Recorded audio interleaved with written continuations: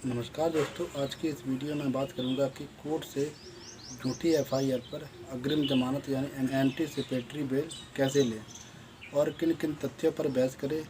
जब कोई व्यक्ति गिरफ्तार होने वाला हो या उसे ऐसी आशंका हो कि उसे किसी झूठी मुकदमे में फंसाकर गिरफ्तार करवाया जा सकता है, तो ऐसे में जेल से बचने के लिए पहले जमानत लेता है।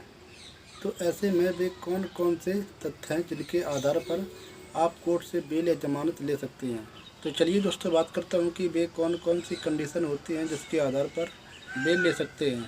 तो दोस्तों, अगर आपके खिलाफ़ अभी तक कोई झूठी एफआईआर नहीं हुई है और होने की आशंका है, तो इस बात का अपनी एप्लीकेशन में वर्णन करें कि शिकायतकर्ता आपको झूठे मुकदमे में क्यों फंसाना चाह रहा है और इस झूठी एफआईआर से उसको क्या फ़ायदा होगा। और दूसरी कंडीशन ये है कि कोर्ट को ये भी बताएं कि अगर आप गिरफ्तार हो गए तो आपको किस प्रकार का नुकसान होगा, जैसे कि शारीरिक, मानसिक या आर्थिक और या फिर सामाजिक।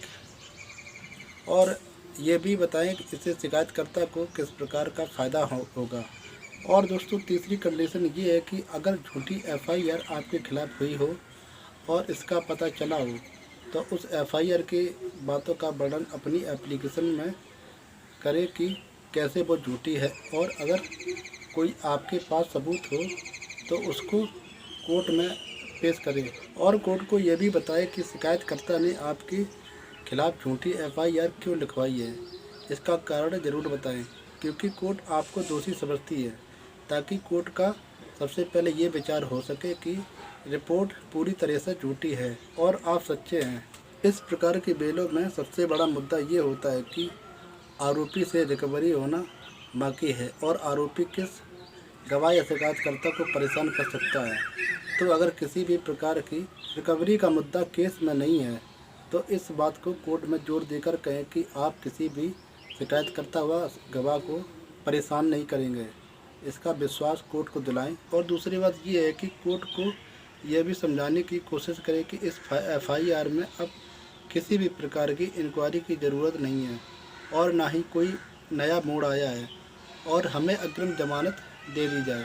और ये सबसे मोस्ट कंडीशन है कि अगर आप पर कोई आपराधिक रिकॉर्ड नहीं है तो भी बेल लेने का एक महत्वपूर्ण कारण है, या अपने पर आश्रित परिवार के लोगों जैसे बुजुर्ग, माता पिता, बच्चे या अपनी कम या ज़्यादा उम्र का सहारा लेकर कोर्ट से जमानत ले सकते हैं। जमानत लेने में सबसे बड़ी बाधा आती है पुलिस यानी आईओ व सरकारी वकील होती हैं।